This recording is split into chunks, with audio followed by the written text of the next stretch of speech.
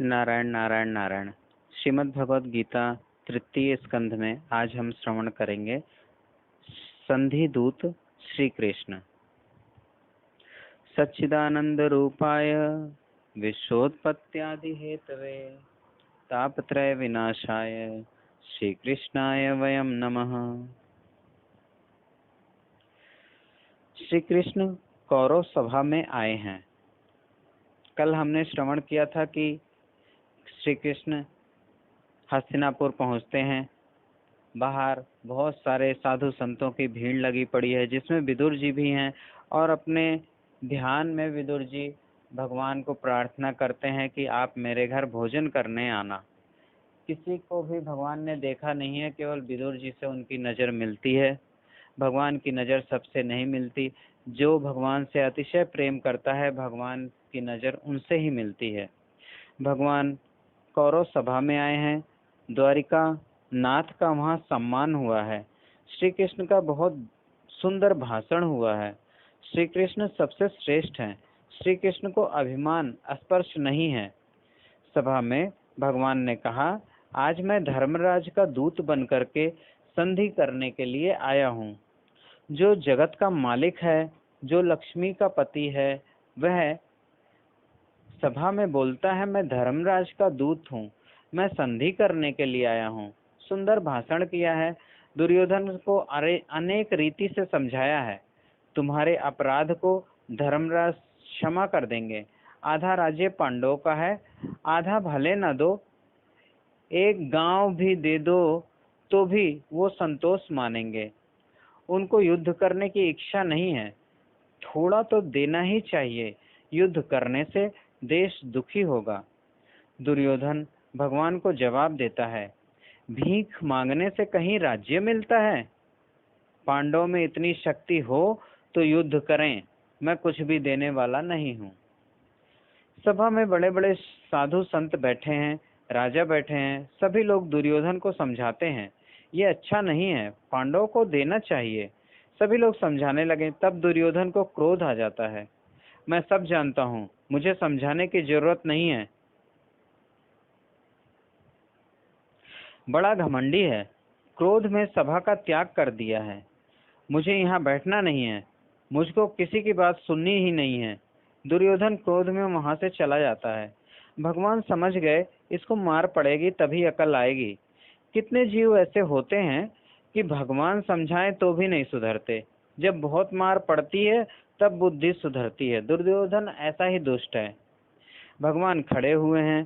धृतराष्ट्र ने सुना श्री कृष्ण अब जा रहे हैं। धृतराष्ट्र ने हाथ जोड़े, भगवान को कहा, 56 भोग की सामग्री तैयार है, भोजन करो, आपके लिए बनवाया है। भगवान ने विचार किया, ऐसे चोर के घर का खाऊं तो कदाचित मेरी भी बुद्धि न बिगड़ जाए। धृतराष्ट्र चोर है, दुष्ट है, मुझे निमंत्रण देता है, तुम्हारे घर का खाना नहीं है। धृतराष्ट्र ने पूछा, क्यों ना बोलते हैं, आप नहीं क्यों कर रहे हैं? भगवान ने कहा, शत्रु के घर का नहीं खाना चाहिए। तो मैं क्या आपका शत्रु हूँ? वैष्णव का जो वैरी होता है वह मेरा भी वैरी होता है। भगवान ने कहा, जो भगवान ठाकुर जी की पूजा अर्चना करते हैं, उनके जो भी वैरी हैं, उनसे जो भी दुश्मनी रखते हैं, उनका मेरे साथ संबंध दुश्मन का ही होता है। वैष्णव का जो वैरी होता है वह मेरा भी वैरी है। पांडवान दुज से राजन, हे राजन, आप पांडवों से द्वेष करते हैं। पांडव मुझे प्राण से भी प्यारे लगते हैं। अति दुख में पांडवों ने कभी पाप नहीं किया। अति दुख में पांडवों ने अपना धर्म छोड़ा नहीं है। इसलिए भगवान भी कभी पांडवों को नहीं छोड़ते। पांडव मेरे हैं, पांडवों का शत्रु मेरा शत्रु है, ऐसा बोलते हैं। मूर्ख समझता नहीं। बड़े बड़े राजा लोग सभा में बैठे हैं। राजाओं को ऐसी आशा हुई कि आज मैं श्री कृष्ण की सेवा करूंगा, मेरा जन्म सफल होगा। राजाओं ने हाथ जोड़ करके निमंत्रण दिया है, घर में सब तैयारी है, पधारो, मैं सेवा करूंगा। राजाओं को भगवान ने कह दिया, मैं किसी राजा के यहाँ जाने वाला नहीं हूँ। राजाओं को जब ना बोला है, तब सभा में जो ब्राह्मण बैठे हैं, ऋषि बैठे हैं, उनको ऐसा लगा हम तो 4 वेद पढ़े हैं, 6 शास्त्र का पूर्ण ज्ञान है, भगवान हमारे घर आएंगे। ब्राह्मण लोग निमंत्रण देते हैं, ब्राह्मणों को भगवान वंदन करते हैं। ब्राह्मणों के घर नहीं जाना है। ज्ञान बढ़ता है तब अभिमान भी बढ़ने लगता है। भगवान को बहुत ज्ञान अच्छा नहीं लगता। भगवान को भक्तों का प्रेम ही प्रिय है। ज्ञान तो मुझ में, भाव कहाँ?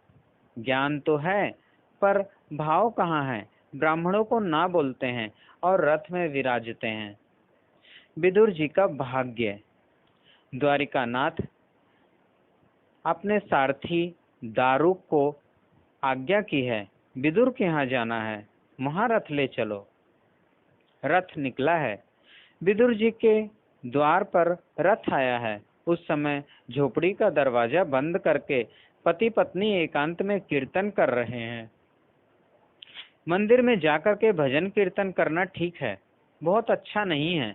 मंदिर में जाकर के भजन कीर्तन करना ठीक है, पर बहुत अच्छा नहीं है। अपने घर में एकांत में बैठ करके कीर्तन करो।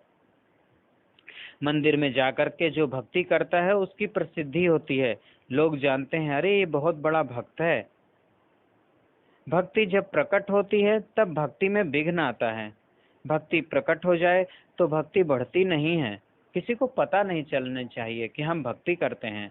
भक्ति अलौकिक धन है। हम अपना धन कितना छुपा करके रखते हैं, और भक्ति उस धन से अलौकिक है। भक्ति इस लोक का धन नहीं है, अलौकिक धन है, उसको छिपाना चाहिए। जगत को बताओ कि मैं संसार में फंसा हुआ हूँ, साधारण जीव हूँ। बाहर से जगत के साथ प्रेम बताना कि मैं तो बहुत परेशान हूँ, इस दुनिया में ये परेशानी वो परेशानी, चारों तरफ से फंसा हूँ। और अंदर खूब भक्ति करना, अंदर से परमात्मा के साथ प्रेम करना, यही भक्ति है। कोई जाने नहीं कि आप भक्ति करते हैं। पति पत्नी का ऐसा नियम था, दरवाजा बंद करके एकांत में कीर्तन करते हैं। आज कीर्तन में हृदय पिघलने लगा है। विदुर पत्नी कीर्तन में बाल कृष्ण लाल के साथ बातें करती हैं। बाल कृष्ण लाल ने कहा है, एक बार कथा में मैंने ऐसा सुना था कि गोकुल की गोपी। विदुर पत्नी कीर्तन में बाल कृष्ण लाल के साथ बातें करती है। बाल कृष्ण लाल ने कहा है, एक बार कथा में मैंने ऐसा सुना था कि गोकुल की गोपी प्रेम की मूर्ति है। कभी कभी गोपी ऐसा बोलती है, यह कन्हैया बड़ा कपटी है, श्री कृष्ण कपट करते हैं। मैं ऐसा नहीं कहती, मैं तो गोपियों के चरण का वंदन करती हूँ। ऐसा विदुरानी भगवान के साथ बातें करती हैं। मैं तो ऐसा नहीं कहती, मैं तो गोपियों के चरण का वंदन करती हूँ। ऐसा बोलने का अधिकार केवल गोपियों को है कि श्री कृष्ण कपट करते हैं। मुझे ऐसा लगता है कि जो गोपी बोलती है वह सत्य है। आप ऐसे ही हो। 12 वर्ष तक मैंने आपकी आशा रखी थी। मैं मानती थी कि हस्तिनापुर आएंगे तब मेरे घर भी जरूर पधारेंगे। आपसे कुछ मांगना नहीं है, मुझे सुख भोगने की इच्छा नहीं है। विदुर जी की भक्ति भोग के लिए नहीं है, विदुर जी की भक्ति भगवान के लिए है कि भगवान मेरे घर आए, एक बार भगवान मेरे घर भोजन करें। वह मुझे देखना है। मेरी वृद्धावस्था है, अब शरीर बहुत दिन तक नहीं रहेगा। मेरे जीवन का यह अंतिम मनोरथ है। एक बार द्वारिकानाथ श्री कृष्ण मेरे घर आए और मेरे घर में भोजन करें। विदुर पत्नी कहती है, मैं आशा रख करके आपकी भक्ति करती थी, आज मेरी आशा निराशा हो गई।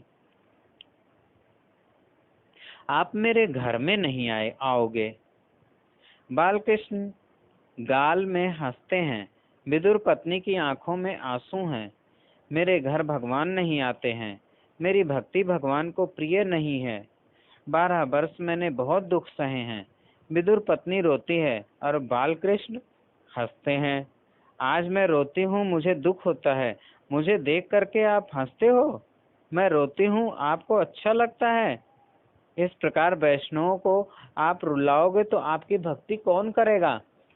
फिर विदुर पत्नी पछताती है, मेरी भूल हो गई, अभिमान में आज मैंने भगवान को सुनाया।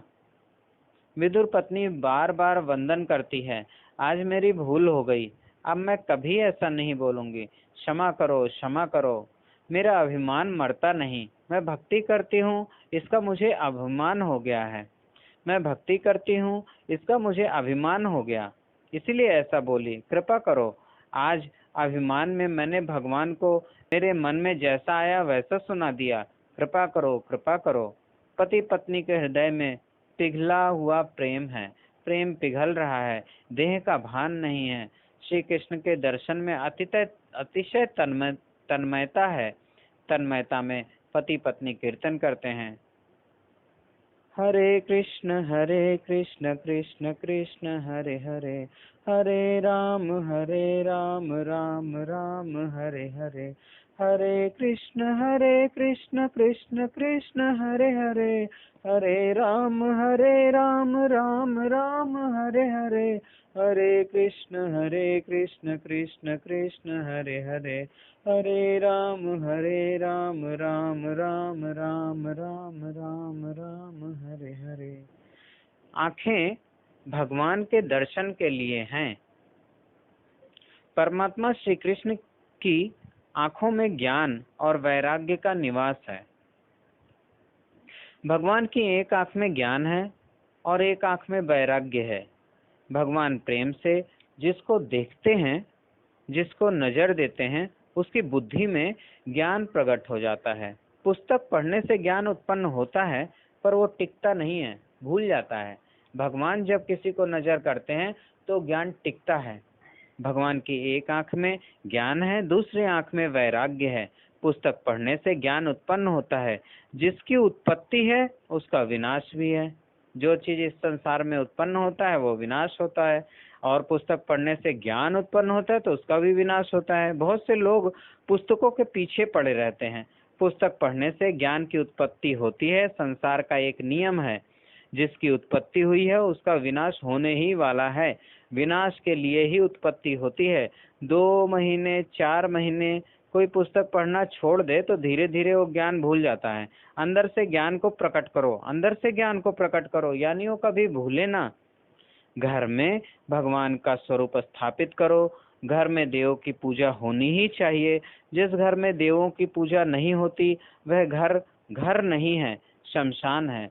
घर में भगवान की स्थापना करो, प्रेम से पूजा करो, भगवान का सुंदर श्रृंगार करो। भगवान के सौंदर्य में आंख और मन जब फंस जाता है तभी पाप छूटता है। मानव पाप क्यों करता है? मानव को संसार का सौंदर्य दिखता है, इसलिए वह पाप करता है। जिसका वर्णन करने की शक्ति किसी शब्द में नहीं है, मन को बार बार समझाओ, वह भगवान अति सुंदर है। भगवान बहुत सुंदर हैं, ऐसा मन को समझाओ, क्योंकि उनके रूप का वर्णन करने की शक्ति किसी भी शब्द में नहीं है। ये फूल अभी सुंदर लगता है, 2-4 घंटे बाद ये फूल सूख जाएगा, फिर इसका सौंदर्य नहीं दिखता। लोग फूल को उठाकर फेंक देते हैं। फूल जिस प्रकार सूख जाता है वैसे ही संसार भी सूख जाता है। अभी जो सुंदर दिखता है थोड़े समय में वह बिगड़ने वाला है। भगवान नित्य सुंदर हैं। प्रेम से भगवान का श्रृंगार करो। भगवान की आंख स्थिर करके भगवान के नाम का जप करो। भगवान में आंख स्थिर करो, भगवान के नेत्रों को देखो और भगवान के नाम का जप करो। भगवान से थोड़ी प्रार्थना करो, हे भगवान कृपा करो, मुझे नजर दो, मेरी ओर देखो। भगवान की आंख में ज्ञान है, वैराग्य है। राम देवे नजर तुमको तो सभी सूरत राम की है। भगवान की जो आंख है वह जगत देखने के लिए नहीं है। जगत तो भगवान ने ही बनाया है। भगवान को कभी जगत देखने की इच्छा ही नहीं हुई। भगवान को कभी जगत देखने की इच्छा ही नहीं होती। भगवान को, भगवान की जो आंख है वह जीव का आकर्षण करती है। भगवान सुंदर है। प्रभु की आंख अति सुंदर है, अति अति सुंदर है। भगवान की आंख में केवल प्रेम भरा हुआ है। भगवान सभी को प्रेम से देखते हैं। भगवान तो जीव को देखते हैं, ये जीव भगवान का दर्शन नहीं करता है। भगवान की नज़र जीव पे रहती है, जीव की ही नज़र भगवान पे नहीं रहती। कितने लोग ऐसे होते हैं जो दिवस में 1 बार, 2, 4 बार दर्शन करने के लिए जाते हैं। उनको ऐसा लगता है कि मैं 4 बार दर्शन करता हूँ, दूसरे लोग तो 1 बार भी दर्शन नहीं करते। आप भगवान का दर्शन 4 बार करते हो, अच्छा है। भगवान कहते हैं, बेटा तू 4 बार मेरा दर्शन करता है, तुझे खबर नहीं, मैं 24 कला तुम्हारा दर्शन कर रहा हूँ, सर्वकाल सभी को देखता हूँ। ये जीव ऐसा दुष्ट है कि शांति से भगवान का दर्शन नहीं करता। भगवान के दर्शन में जिसको तृप्ति होती है वह वैष्णव नहीं है। भगवान के दर्शन में जिसको तृप्ति हो जाए, मन भर जाए भगवान का दर्शन करके, वह वैष्णव नहीं है। भगवान बहुत सुंदर हैं, क्षण क्षण में उनकी सुंदरता और बढ़ती रहती है, अलौकिक आनंद देती रहती है। भगवान में आंख स्थिर करो, कदाचित मन चंचल हो जाए तो भले हो जाए, कुछ क्षण के लिए मन इधर उधर चला जाए तो हो जाए। आंख को स्थिर करो, आंख भगवान में रखो और भगवान के नाम का जप करो। भगवान से प्रार्थना करो, मुझे नजर दो, मेरी ओर देखो। भगवान जिसको नजर देते हैं उसकी बुद्धि में ज्ञान प्रकट होता है। जो ज्ञान अंदर से प्रकट होता है वह कायम रहता है, टिका रहता है, उसका विनाश नहीं होता है। बाहर से जो ज्ञान अंदर आता है वह टिकता नहीं है। बाहर से कौन सा ज्ञान अंदर आता है? पुस्तकों से जो ज्ञान आता है वो बाहर से आता है।